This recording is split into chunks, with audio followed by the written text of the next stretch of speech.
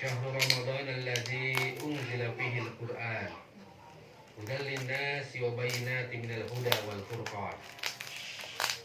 Faman syahida minkum asy-syahra falyasum.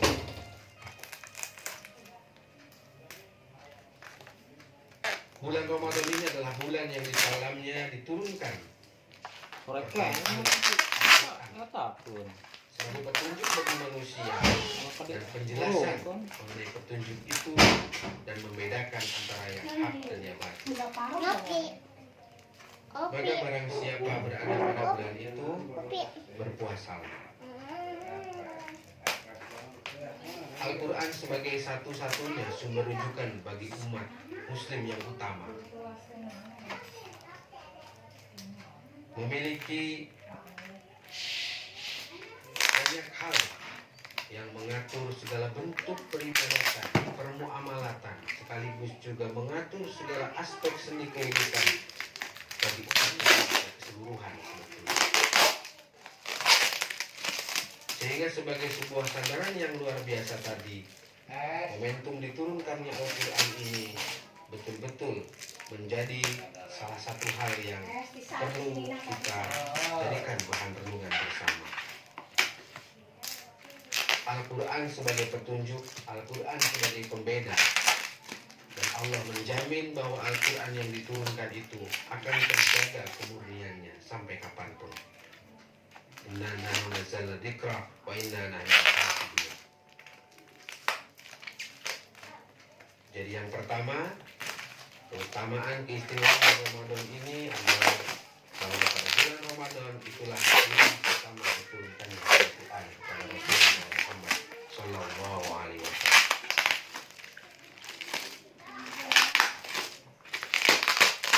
Kemudian yang kedua, bulan Ramadan juga dikatakan sebagai bulan yang penuh dengan ampunan. Sebagai seorang manusia, siapapun tentunya dalam hidupnya ini tidak lepas dari namanya kesalahan, tidak lepas dari namanya alfa. Karena manusia itu adalah tempatnya salah dan dosa. Tapi poin penting dari itu adalah bagaimana manusia ini mampu melakukan taubat yang sebetul-betulnya taubat, taubatan nasuha. Taubat kapanpun bisa dilakukan. Tetapi di bulan Ramadan ini pintu-pintu taubat Allah bukakan. Sehingga Rasulullah SAW bersabda, "Man shoma Ramadana iman ihtisaban, ghufira lahu ma taqaddama min dhanbi." Barang siapa berpuasa Ramadan dengan iman dan mengharapkan pahala, maka seluruh dosa-dosa yang sebelumnya dilakukan akan Allah ampuni. Ini luar biasa. Puasa sebagai satu ibadah yang dapat menggugurkan dosa-dosa yang terdahulu yang telah kita lakukan. Tetapi harus kita garis bawahi bahwa bukan berarti puasa yang sembarangan yang Allah ampuni dosa-dosanya. Banyak hal yang menjadi ukuran, menjadi cara bagaimana puasa kita betul-betul menjadi puasa yang diterima oleh Allah. Puasa yang tidak hanya menahan lapar dan dahaga.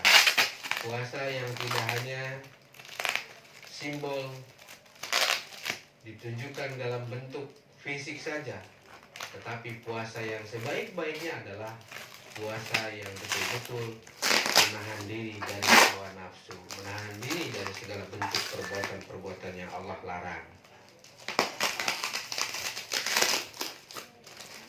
Dalam melaksanakan ibadah puasa, manusia muslim akan berhati-hati dan khawatir nilai ibadah puasanya ini tidak diterima oleh Allah. Maka ketika melakukan ibadah puasa itu akan mampu menahan dari hal-hal yang tercela. Puasa ini merupakan pembersihan, lebih mendekatkan diri kepada Allah. Dalam berpuasa dianjurkan untuk banyak melakukan ibadah-ibadah yang rutin ataupun yang khusus yang hanya dilaksanakan di bulan puasa. Sholat sunnah tarawih misalkan, dan lain hal sebagainya, itu diutamakan di bulan puasa. Berbuat baik, melaksanakan kegiatan-kegiatan yang mampu meningkatkan nilai-nilai spiritualitas dan juga kegiatan-kegiatan yang mampu meningkatkan jiwa sosial. Kenapa mesti dilakukan banyak di bulan ini? Ini berkaitan dengan yang ketiga adalah bulan Ramadan itu adalah bulan di mana pahala dilipat gandakan. Pahala akan dilipat gandakan ketika kita melakukan amalan saat bulan puasa. Gak boleh.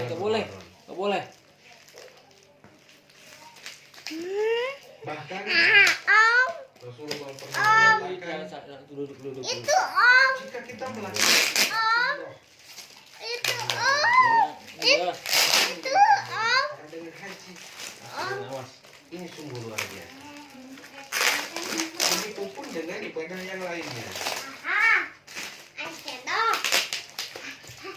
Beribadah di bulan Ramadan ini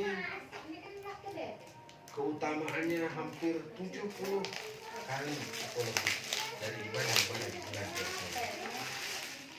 Sehingga tidak aneh kalau kita bisa melihat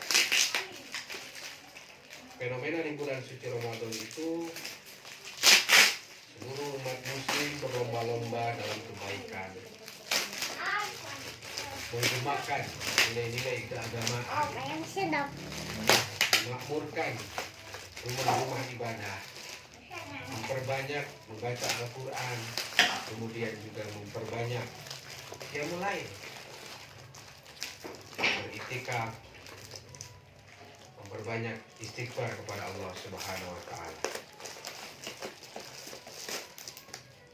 Kemudian yang berikutnya, keutamaan dari bulan suci Ramadan ini, di sana terdapat malam Lailatul Qadar.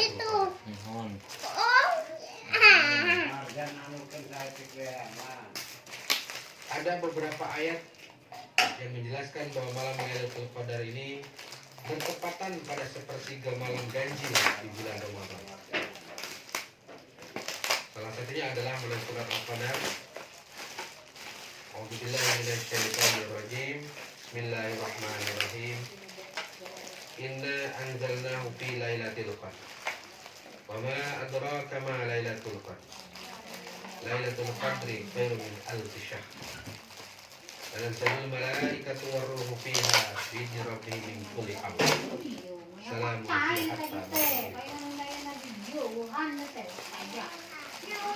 Surat ini menjelaskan bahwa Al-Quran diturunkan pada malam yang penuh kemuliaan,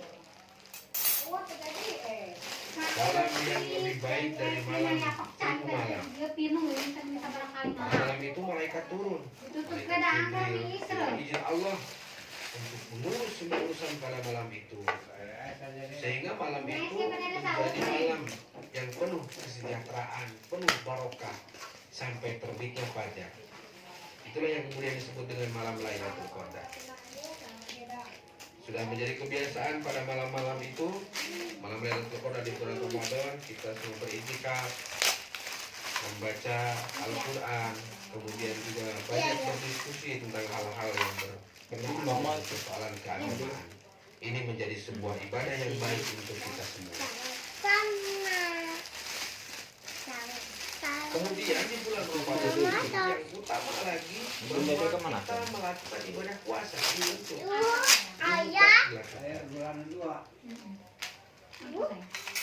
ibadah di bulan Ramadan ini, puasa ini banyak memiliki keistimewaan dengan pahala yang luar biasa, bagaimana janji Allah yang tadi kita kupas, pahala yang berlipat ganda, kemudian juga puasa yang mampu menggugurkan segala bentuk dosa kita sebelumnya. Maka ibadah puasa ini wajib dilakukan dengan tujuan agar luaran terakhir dari ibadah puasa itu bagaimana agar umat manusia, orang-orang beriman ini menjadi jiwa-jiwa yang mutakin atau bertakwa. Ya ayyuhalladzina amanu kutiba alaikumussyam kama kutiba alal ladzina min qablikum la'allakum tattaqun.